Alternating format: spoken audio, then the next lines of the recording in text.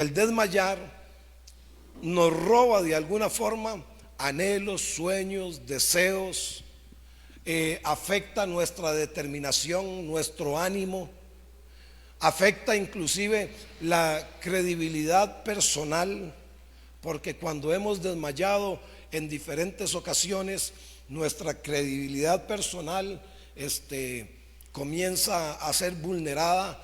Ejemplo, hay mucha gente que tiene voces en su mente del enemigo diciéndole: ¿para qué lo vas a iniciar de nuevo?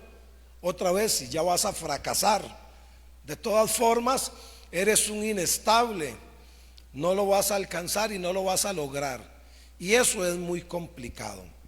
Hay sueños, yo siempre he hablado de los sueños del ser humano. Hay sueños que el ser humano tiene, pero una de las cosas que nosotros debemos de entender o tratar de aprender a entrar es que nosotros podamos cumplir los sueños de Dios a través de nuestra vida. Vamos a aclarar esto. Están mis sueños. Ejemplo: quiero hacer esto, quiero hacer aquello, quiero lograr esto, quiero alcanzar lo otro.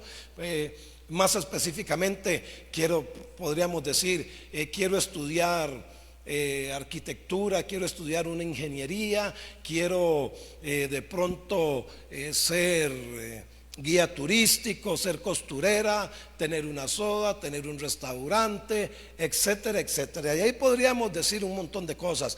Anhelo tener un carro, anhelo tener una casa, anhelo viajar, anhelo esto y anhelo otro. Esos son todos nuestros anhelos, nuestros sueños, lo que nosotros de alguna forma formulamos en nuestra mente para lograr en esta vida. Y no está mal, está bien. Vamos a ver, hay que tener metas y hay que tenerlas claras. Lo que sucede es que para los que conocemos del Señor, cuando solamente estamos tomando nuestras metas, dejamos a Dios por fuera. Y entonces las metas de Dios para mi vida no son una prioridad. Y no olvide que todos estamos aquí en esta tierra con un propósito. Y para poder alcanzar ese propósito y para poder lograr el propósito de Dios en mi vida, si tienen agua me regalan por favor por ahí, gracias. Lograr los propósitos de Dios en mi vida, yo tengo que entrar en los sueños de Dios para mi vida. Ahora tengo que aprender a descubrir cuáles son los deseos, los anhelos, qué es lo que Dios tiene y quiere para mí en el desarrollo de lo que yo haga en esta tierra. Y entonces es muy diferente, porque una cosa es lo que yo quiero hacer y otra cosa es lo que Dios quiere que yo haga. Ahora, por ejemplo, yo les presenté unas fotos y sí, ahí estaba parado a la par del mar, y de pronto alguien puede decir: qué rico se la tira, ¿verdad? Qué bonito. Como dicen algunos, qué rico ser pastor, ¿verdad? Le cambio la chamba que usted tiene por la mía, porque solamente ven una parte. Pero, por ejemplo, en ese congreso nos tiramos horas desde las 8 de la mañana hasta las 11 de la noche, mejor dicho, para que usted tenga una idea. Y el ratito que nos quedó, lógicamente lo disfrutamos. Pero más allá de eso, yo tengo que aprender a entrar en lo que Dios tiene para mi vida.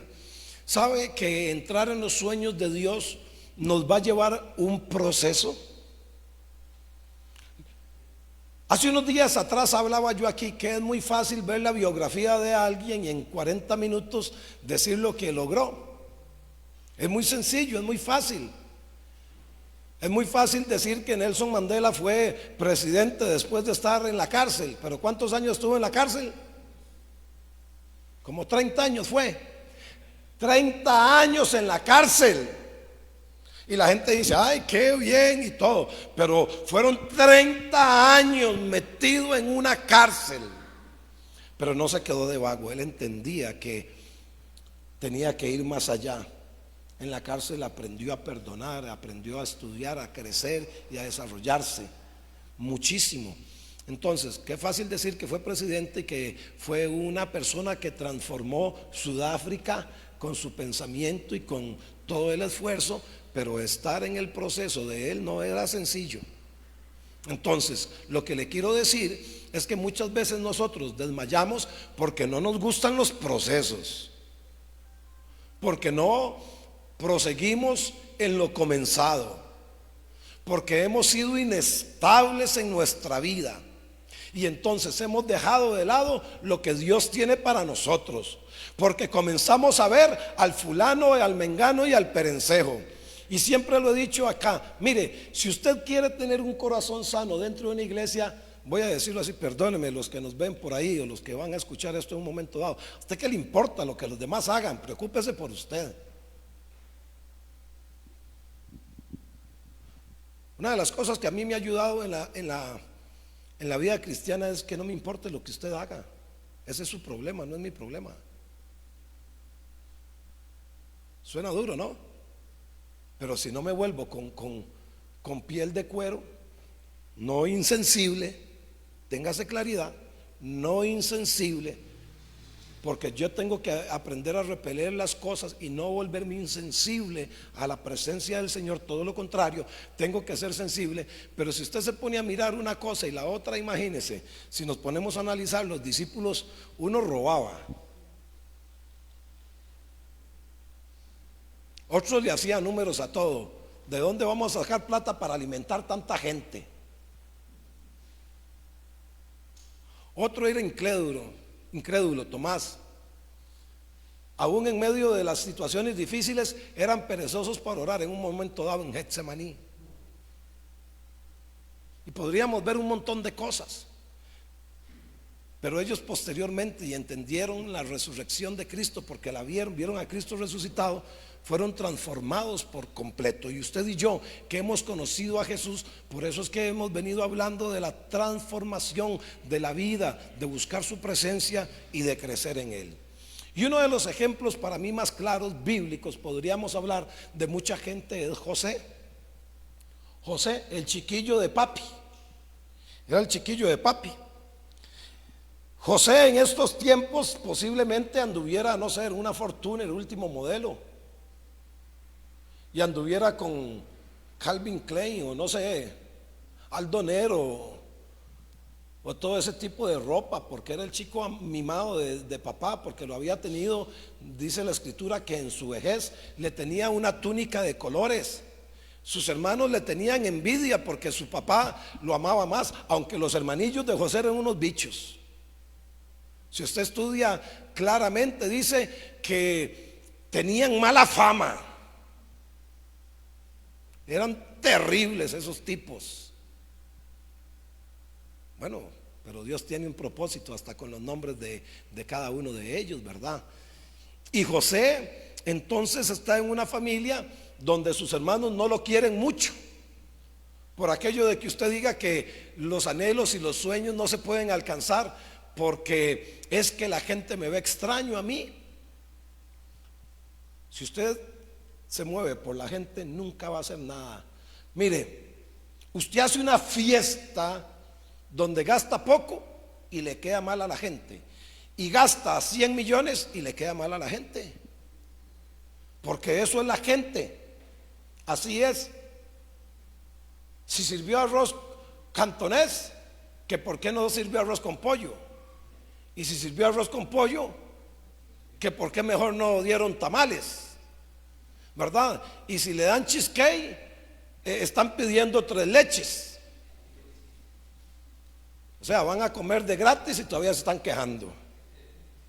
Aleluya. Alabe lo que no es de palo. Entonces usted no se puede mover por los demás.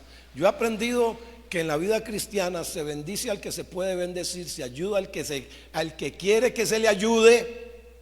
¿Escuchó eso? El que quiere que se le ayude, porque el que no se le quiere, el que no quiere ayuda, yo dejé de gastar tiempo en esa gente que no quiere ayuda. Así de simple, que Dios lo bendiga. Me pongo las botas, siempre lo he dicho, con el que se las pone, pero el que se las quita, yo no me las voy a poner. Eso me lo aprendí, lo conté en un momento dado, desde que una vez estaba con un tipo, yo ayunando como loco para la liberación de él, y el hombre apretándose pinto con huevo y queso, Y yo ayunando digo, no hombre, si yo no soy el que tengo los diablos metidos, los tiene él. O sea, yo aquí pagando el precio por el otro. No, no, no. No, quiero que le quede claro algunas cosas. El alcanzar no depende de nadie, depende de usted. Y José, estando en ese contexto, aunque sus hermanos no lo querían, según el libro, y voy a parafrasear porque no puedo llegar mucho, habrán algunos versos, ¿verdad? En el capítulo 37, verso 5 del libro de Génesis, usted puede ver perfectamente allí que sus hermanos no transaban a José. José les caía mal, ¿verdad? Y soñó José un sueño y lo contó a sus hermanos, y ellos llegaron a aborrecerle todavía más. O sea, ya no lo querían, y contó otra vez otro sueño, y que dice, y lo aborrecían más, ¿verdad? Para aquellos que se andan quejando de que la gente no los ama, mientras Cristo lo ame a usted, suficiente. Y el que quiere tener amigos, muéstrese amigo, ¿verdad? Así de simple. Así que lo aborrecían. La tenía fácil José con los hermanillos. No, la tenía difícil. Así que debe de entender, número uno, que no todo el mundo lo va a querer a usted, y que no todo el mundo se va a alegrar por las cosas que usted va desarrollando. Es por eso también que usted tiene que tener mucho cuidado a quien le cuenta las cosas. No es a todo el mundo, no toda la gente se alegra con su bendición. Hay un montón de gente envidiosa también metida dentro de la iglesia. Nadie dijo man, pero es la verdad. ¿O no han sentido ustedes envidia aquí? Yo sí. Claro, no la guardo ni la mantengo, pero yo a veces he sentido envidia. Y mentira que dice, ay, es envidia de la buena. Ninguna envidia es buena. ¿Quién le ha dicho a usted? O sea, no me venga usted con esas historias. Toda envidia no es buena. Si alguien logró algo es porque se esforzó, también porque la gracia de Dios está ahí. Número dos, así que no todo va a ser fácil cuando queremos alcanzar nuestros sueños. Nos va a costar, va a ser difícil, vamos a tener que pagar un precio. Sin importar lo que sea, siempre hay un precio que pagar. Nada llega así porque así. Solo la gracia del Señor, que es extraordinaria y que nos ha alcanzado usted y a mí, vino de una forma gratuita. Y lo peor de todo es que nosotros no valoramos cuando se nos da esa gracia. Muchas veces, vaya a ver, ¿a cuánto le han regalado algo y se les ha dañado? Ajá. Y usted dice, ay, qué triste, se me dañó. Me lo regaló fulano de tal, que usted le tenía en un buen aprecio, ¿verdad? Pero ¿a cuántos se les ha dañado algo que les ha costado mucho? Que usted tuvo que esforzarse, que tuvo que ahorrar, que tuvo que luchar, que tuvo que negarse a un montón de cosas, y se les ha dañado. ¿Cuál se siente más? ¿La que le regalaron o la que le costó?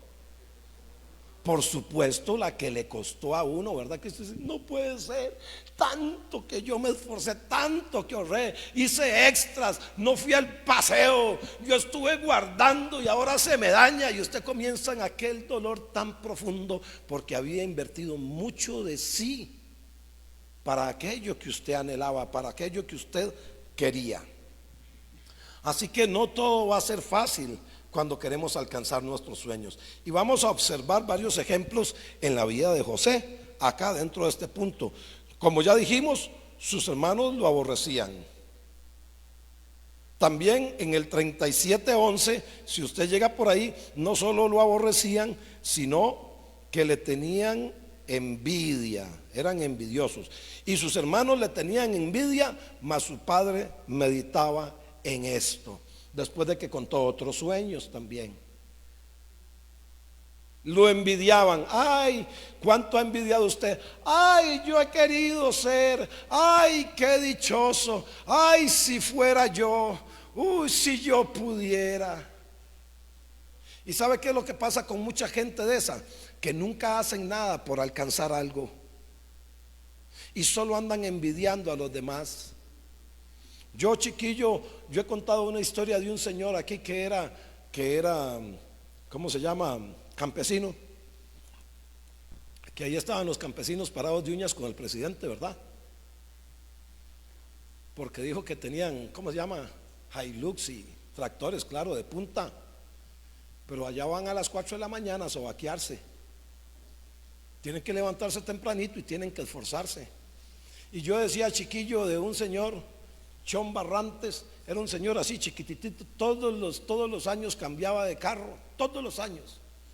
A la agencia iba, cambiaba el carro todos los años y yo decía, ay, qué dichoso Chon Barrantes, qué suerte tiene. Y una vez que nos tocó ir a trabajar a una finca, nosotros que teníamos que levantarnos ya a las 4 de la mañana, nosotros nos levantábamos y Chon Barrantes a las 4 de la mañana ya iba con el chapulín, con el tractor para la finca. Nosotros nos íbamos a trabajar y veníamos y Chon Barrantes bajaba a las 6 de la tarde de la finca de trabajar. Así que era dichoso o era una persona esforzada. Era un esforzado. Y muchas veces nosotros envidiamos lo que no nos ganamos. Como dijo aquel, ¿verdad? Yo no tengo ningún problema que alguien quiera hacer un vago, no tengo problema que se la quiera tirar tranquilo, que se la quiera tirar de mochilero, no tengo ningún problema que piense y quiera lo que anhele hacer. Dice, pero no se vale que venga a querer las mismas condiciones que yo tengo con tanto esfuerzo que yo he hecho.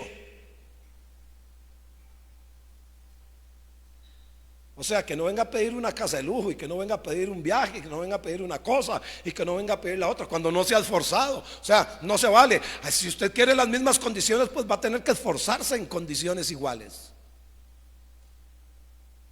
Si no, es difícil que alcance. Así que sus hermanos le tenían envidia, lo aborrecían, le tenían envidia, ¿verdad? A causa de sus envidias lo vendieron. En el 37, 18 al 28 podemos ver cuando su papá lo manda a ver qué están haciendo sus hermanos. Cuando lo ven de lejos dice, matémoslo, allí viene, ahí viene, lo vamos a matar. Y uno le dice, no, no lo matemos. Y entonces lo mete entre un hueco que no tiene agua. Y cuando viene una caravana de madianitas, lo cogen y lo venden. Se lo venden a ellos.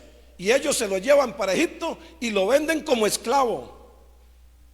Se lo venden a un tipo llamado Potifar. Imagínense, ser el chiquito de papi y mami, el chineado de la casa, pasar de tirársela rico a ser esclavo. De tener toda la libertad que quería a no poder hacer lo que él quería. De estar en el hombro del tata bien chineadito y pasar a hacer lo que le manden. ¿Usted cree que eso es fácil? No es ni fácil ni es bonito. O sea, la cosa es complicada. Pero José tuvo que pasarlo. ¿Sabe cuántos años tenía José? Cuando eso era un carajillo de 17 años solamente. Y aunque alguna gente cree que con 17 años es como Superman, cuando uno tiene 50 se da cuenta que todavía estaba en pañales. Aunque uno esté en esa, como dijo aquel, ¿verdad? En la aborrecencia. En la aborrecencia. Y usted a esa edad tenía una mentalidad de que todo lo sabía. ¿A cuántos les pasó eso? Solo como a 2, el resto no, qué dichosos. Qué bien, no tuvieron que pasarla difícil. Así que sus hermanos lo venden. Después de tenerlo todo se convierte en esclavo. Va posteriormente a aquella casa, lo vemos en el 39:1 hasta el 39:20, ¿verdad? No puedo llegar ahí, pero resulta que él llega a la casa de Potifar y había algo, eso sí, que José tenía, que era un hombre temeroso de Dios. Él sabía que Dios le había hablado y que Dios le había indicado algo. Por lo tanto, él se cuida, él se guarda. Y resulta que como él quiere agradar a Dios y está agradando a Dios, mire, él comienza a prosperar. Y entonces Potifar lo pone como mayordomo de toda su casa. Y lo que José está haciendo comienza a prosperar. Pero hay una serpiente brava ahí en la casa de Potifar y es la misma mujer. y comienza a ver a aquel muchacho, ¿verdad? Y la mujer laxidiosa, porque era una laxidiosa, comienza a ver que todo le iba bien y que era muchacho y todo lo demás, y comienza a acosarlo. Y comienza a decirle, como Elvis Crespo le decía, ah, pequeña, échate para acá. Y el hombre con temor de Dios y decía, yo no voy a hacerlo. Y hay algo que la escritura nos narra que tenía José claro. Dice, yo soy un hombre de confianza. Aquí se lo voy a poner en palabras ticas. Soy un hombre de confianza. Todo lo ha puesto mi amo en mis manos, excepto a ti, porque tú eres su mujer. Y cómo yo te tomaría y haría un gran daño contra Dios. No le dijo que ni contra Potifar, contra Dios. Ah, pero un día, estando la mujer esa, la serpiente sola, en la casa, José entró y dijo la mujer, hoy es el día. Y se fue nuevamente a acosarlo al punto de que se le tira encima. O sea, vea cómo estaba esa mujer. Había que llevarla allá, ¿cómo se llama? Al Irazú y meterla al río. Estaba terrible. Y la mujer se le lanza al tipo y él, por temor a Dios y por agradar a Dios, se va. Y como no se usaba ropa como esta, lo que usaban eran batas, donde lo agarra, el tipo sale en carrera y José queda sin la túnica. O sea, se fue en calzoncillo. Quién sabe qué tipo de calzoncillos eran, pero el hombre jaló casi desnudo. Entonces dice, ah, con que este no quiere conmigo nada. Y comenzó a pegar gritos a la servidumbre. Dice el hebreo que mi esposo metió aquí, me quiso violar.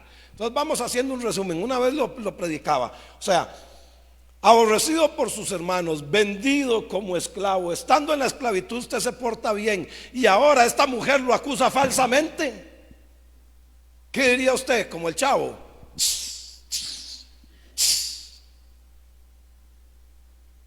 quejándose. Así que cuando viene el marido de la mujer, le dice, el hebreo que metiste a la casa me quiso violar. Aquí está la ropa de testigo. Y el hombre, sin indagar nada, por supuesto, y chiva y celoso, ¿sabe qué hace? Lo coge y lo empuja en la cárcel. Ahora súmele, aborrecido, vendido. Usted hace bien las cosas, no se acuesta con la mujer para agradar a Dios, y todavía aún así me meten a la cárcel. Ah, no, yo seguro agarro la misma túnica y me guindo del pescuezo, como diríamos en Costa Rica. Porque entonces la vida no tiene sentido y todo me sale mal. Aunque yo quiero hacer las cosas bien, ¿por qué, Dios? ¿Cuántos han hecho esa faceta? Aquí estoy en medio de querubines.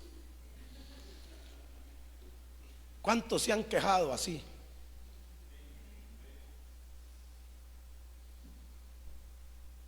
Pero vemos algo interesante en José. Llega a la cárcel y él se sigue comportando rectamente porque era un hombre temeroso de Dios. Muy importante. Era un hombre que tenía temor de Dios. Y no es ese temor de que Dios nos va a condenar y que Dios nos va a señalar y que Dios va a hacer un montón de cosas en contra de nosotros. Es ese temor de respeto, de honra, de amor, de querer agradarle. 17 años tenía, ya habían pasado algún tiempo.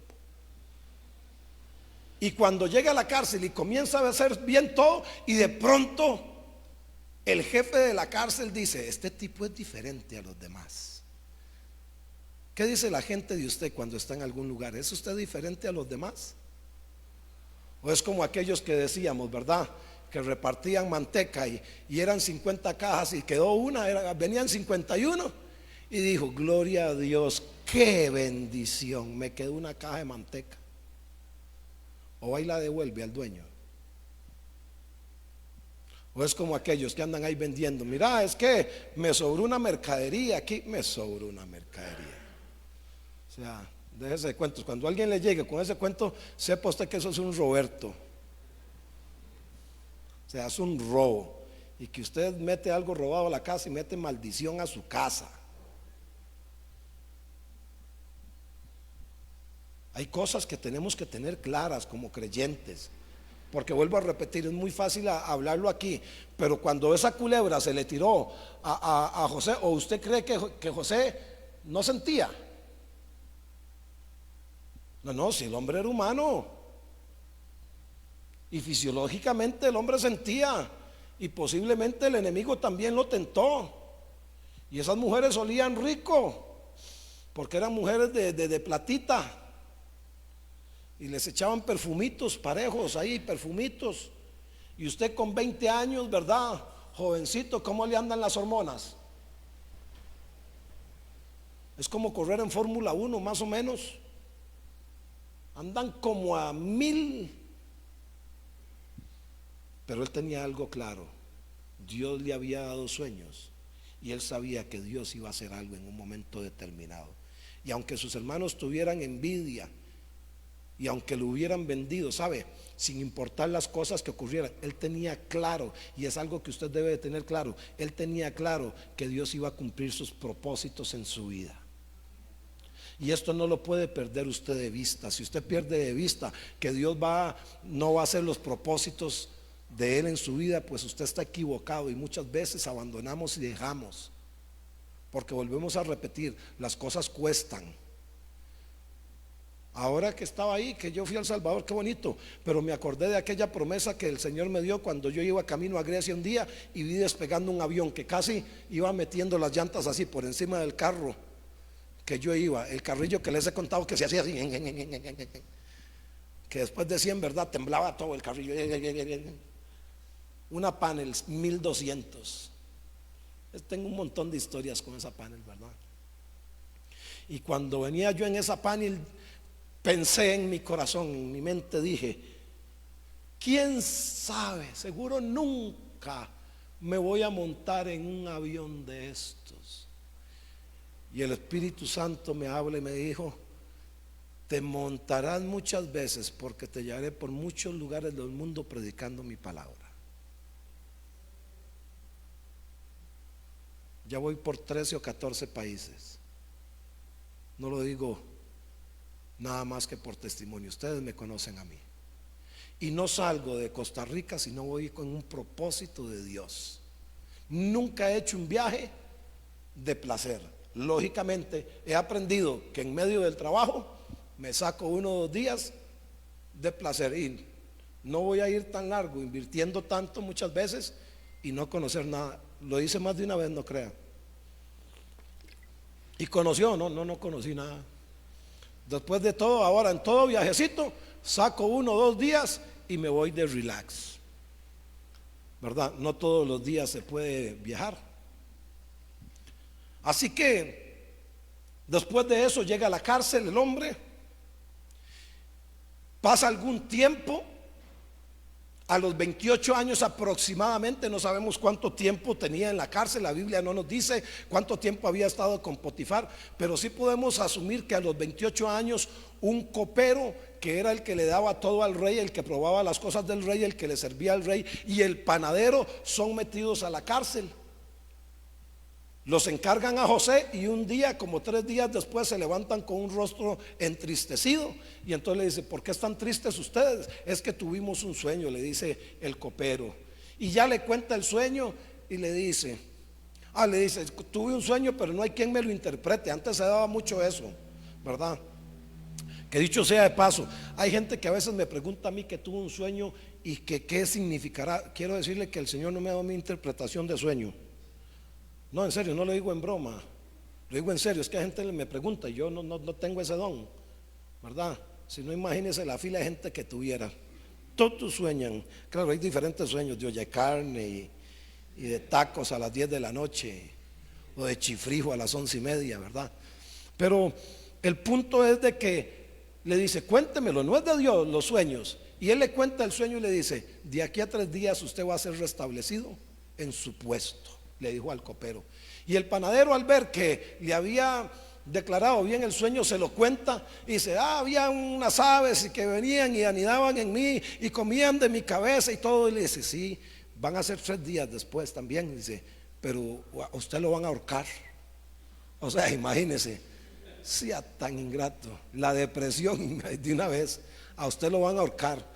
Pero José le dice al copero, acuérdate de mí cuando estés fuera de este lugar.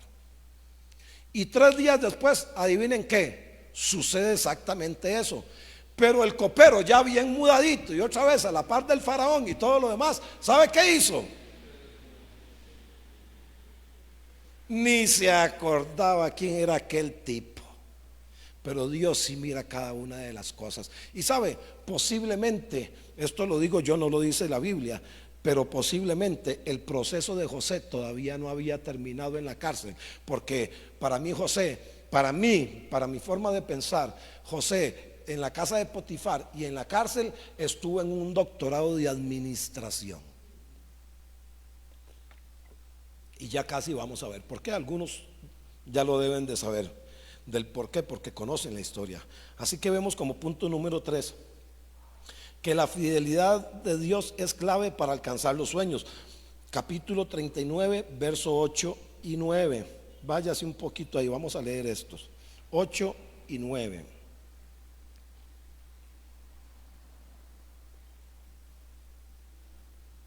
No, vamos más para allá un poquito, déjeme, es ahí cuando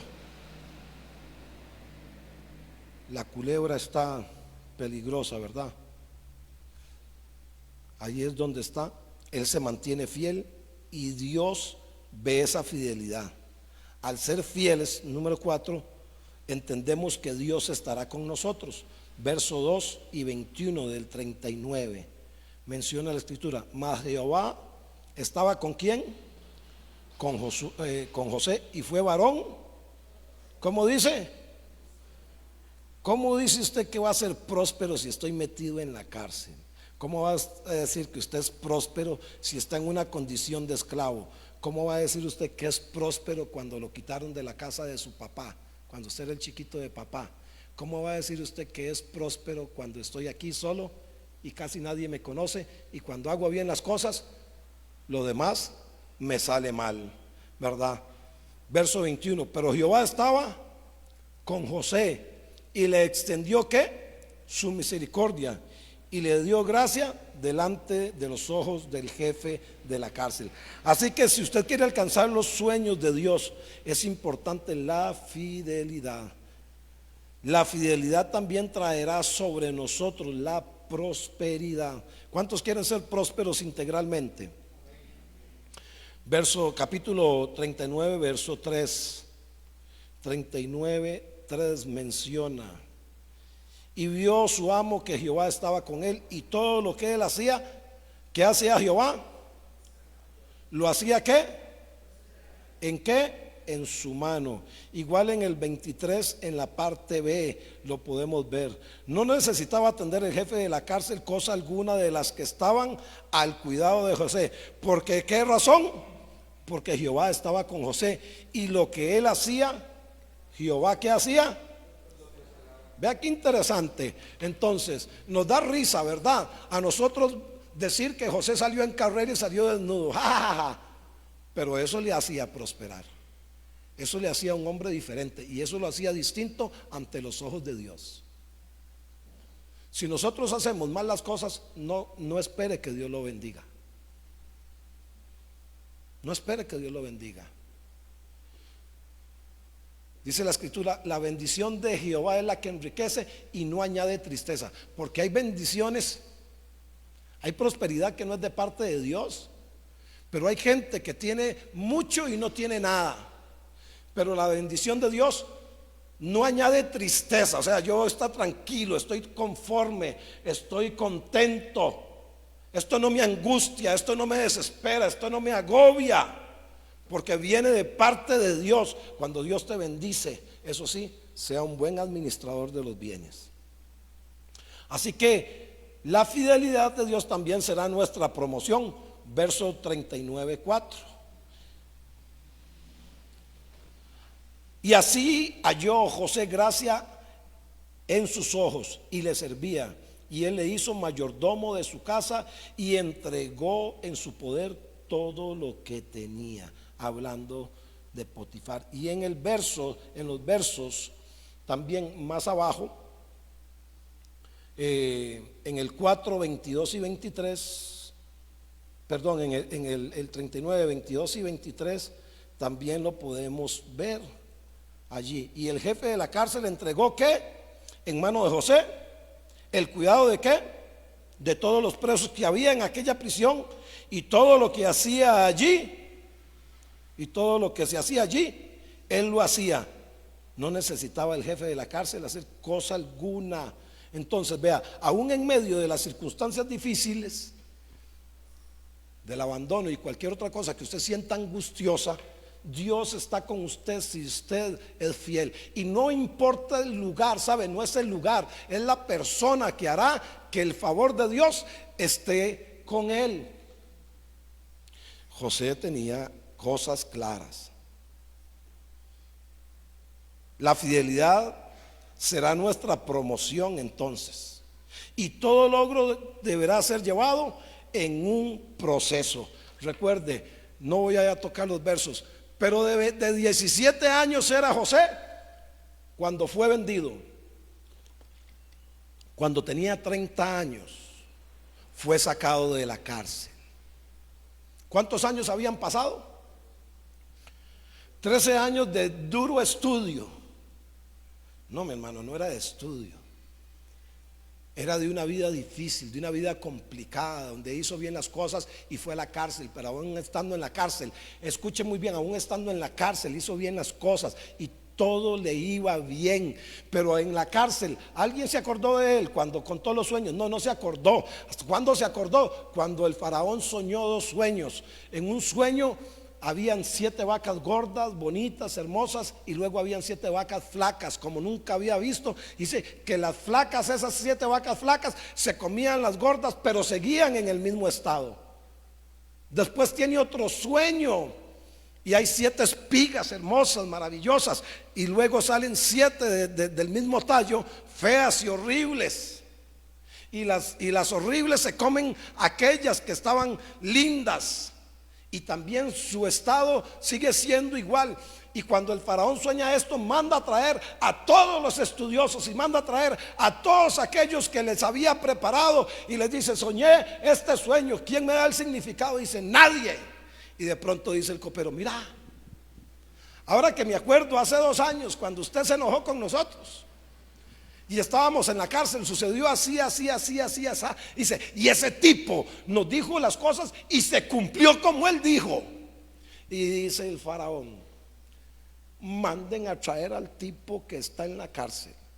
Óigame, es que un convicto. ¿Cómo le diríamos a alguien que está en la cárcel? Un convicto, con culpa o sin culpa. ¿Cierto? Así que vemos que el ratito de José en la cárcel fue poquito. No sabíamos cuánto tenía antes de interpretar los sueños del copero y el panadero. Y después de eso se tiró 2 años más, metido en la cárcel, pasándola difícil. Y aunque tenía la confianza del jefe de la cárcel, ¿a dónde estaba él? De ahí en la cárcel.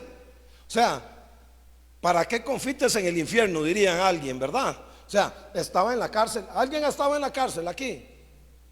No, qué dicha. Ah, no, es en celda, no es nada, eso es un paseo. No, mi hermano, estar en una celda es un paseo. Estar en una cárcel adentro es complicado, donde hay gente mala. Ahí hay todo tipo de gente, con todo tipo de circunstancias y situaciones que han vivido. No es bonito. Yo estuve pocos días, pero estuve ahí metido. Usted siente ganas de no sé ni de qué. Y usted siente que toda la gente se le pone a ver a usted, ¿verdad? Medio raro, y está usted a la defensiva. Y dicen adaptación social. Lo que menos tiene este país es una adaptación social para el individuo. Yo salí peor de ahí de la cárcel que como estaba. Claro, es una cueva de diablos para arriba y para abajo.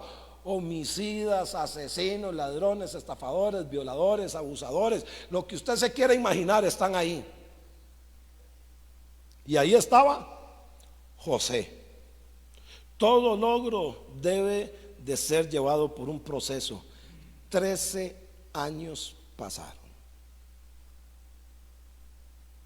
Es muy fácil decirle ahora, ¿verdad? 13 años, pero 13 años son 13 años. Pero al final vemos que los sueños de José se cumplen en su totalidad. Vamos al 42, 6 al 9. 42, 6 al 9. Y aquí aterrizamos en esta mañana. José era antes de llegar ahí, déjeme un momento. Sí, 40.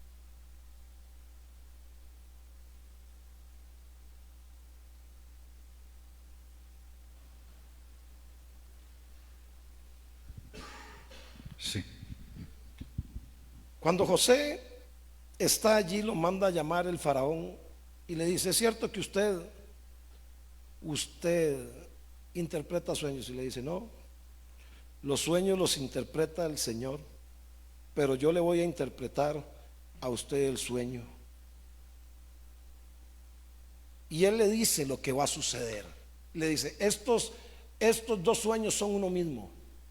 Los primeros 7 años van a ser 7 años de mucha abundancia, y los otros 7 años van a ser años de mucha escasez. Y esto viene pronto porque el Señor lo confirma a través de 2 sueños.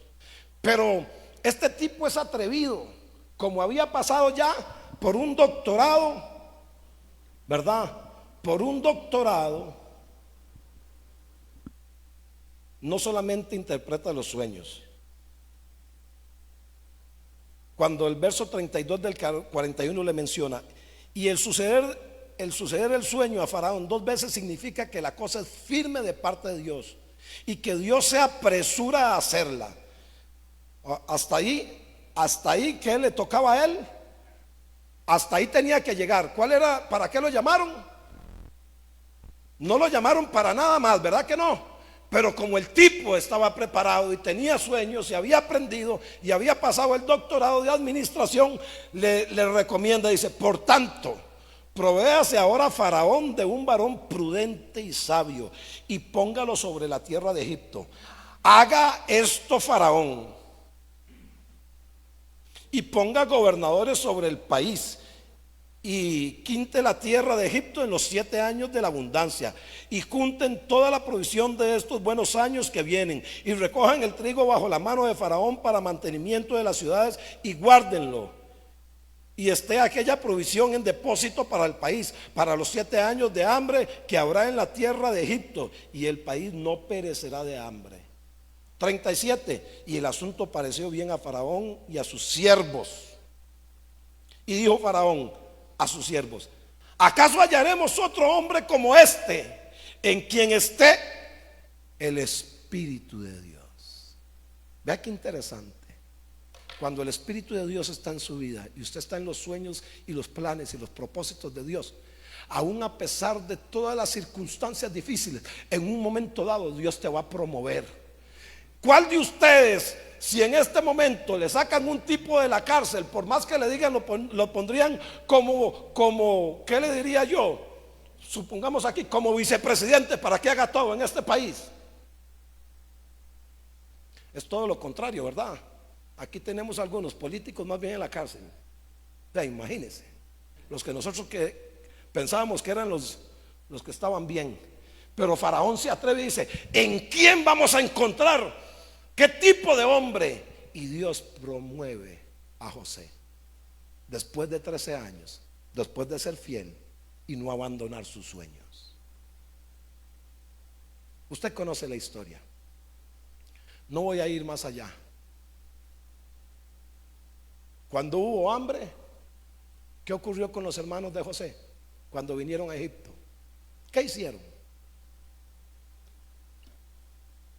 No sabían quién era el tipo. ¿Quién era él? el Señor, el manojo más alto, el que había crecido.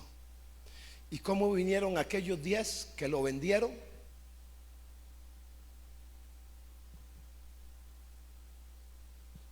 A veces a nosotros nos cuesta el postrarnos. El postrarnos es reconocer señorío. Por eso cuando usted dobla rodillas delante del Señor, está reconociendo que Él es el grande. Y doblan rodillas delante de José. Y José dijo: ahora viene el tiempo que estos desgraciados me la van a pagar. Eso dice la Biblia. Eso, amigo Juan, es otra historia y es otra predicación que yo la he titulado "Cómo mantener sano nuestro corazón". Pero él vio el sueño cumplirse y llegó el papá y llegaron los hermanos a Egipto. ¿Y qué hicieron? Y doblaron las rodillas. Concluyo diciéndole: no sé cuál es el sueño que usted tiene en Dios y cómo ha caminado, pero hoy quiero retarle para que usted camine correctamente. Hoy quiero decirle que se deje de fijar en las personas, porque alcanzar o no alcanzar no depende de nadie que esté a su lado, ni de su papá, ni de su mamá, ni del tío, ni del primo, ni del que le prometió algo. El alcanzar depende de su fidelidad con Dios. ¿Cuándo? No lo sé. En el tiempo de Dios. Lo que sí sé, no solo por la historia de José, sino por lo que he vivido personalmente, es que Dios cumple sus promesas. Cuando entramos en los sueños de Dios, escuchen muy bien, para nuestra vida, entonces muchas cosas de las que anhelamos terrenalmente se vienen, porque Él nos bendice. Y no es necesario entonces volver la mirada hacia otro lugar. Y ahí es donde hemos estado equivocados, poniendo nuestra mirada en cosas que nos han apartado del Señor, no entendiendo que si hacemos bien las cosas, muchas de esas situaciones que usted anhela terrenalmente van a venir sobre su vida solitas, porque es la bendición de Dios. Dice que enriquece y no añade tristeza. El punto es: ¿está usted dispuesto a proseguir o a comenzar en el proceso de Dios? ¿Está usted dispuesto a dejar de pensar que su bendición depende de los demás? Deje de buscar las manos de los seres humanos para ver qué le dan y comience a buscar el rostro de Dios para poder entrar en sus propósitos, y el día de mañana usted y yo, cuando partamos de esta tierra, podamos ir y que el Señor nos diga: buen siervo y fiel, en lo poco has sido fiel, en lo mucho te pondré. Entra en el gozo de tu Señor. Vamos a orar. Padre, gracias te damos en esta mañana. Hoy te bendecimos porque tú eres definitivamente el sostén. Ayúdanos a entrar en los propósitos tuyos en esta tierra. Nos hemos desviado muchas veces. Claro está que tenemos que tener metas, que tenemos que tener un camino trazado en ti, porque definitivamente tú también eres un Dios que planifica. Lo podemos ver desde el Génesis, cómo fuiste creando en el primer día, en el segundo, así hasta llegar al séptimo. Cómo dentro de tus planes y tus propósitos no has hecho las cosas al azar. Pero nosotros también necesitamos planificar en ti. Hemos planificado nuestra vida muchas veces en lo que nosotros queremos, en lo que nosotros anhelamos, en lo que nosotros deseamos, pero nos cuesta entender que entrar en tu propósito es declinar a mí mismo y poder tener el oído atento a tu voz para entrar en tus propósitos. Y cuando entre a tus propósitos, entonces voy a comenzar a avanzar. Sé que posiblemente también el proceso no es fácil, pero hemos entendido que el que se brinca el proceso está condenado a repetirlo. José pasó 13 años desde que sus hermanos lo vendieron hasta cuando Faraón lo mandó a llamar.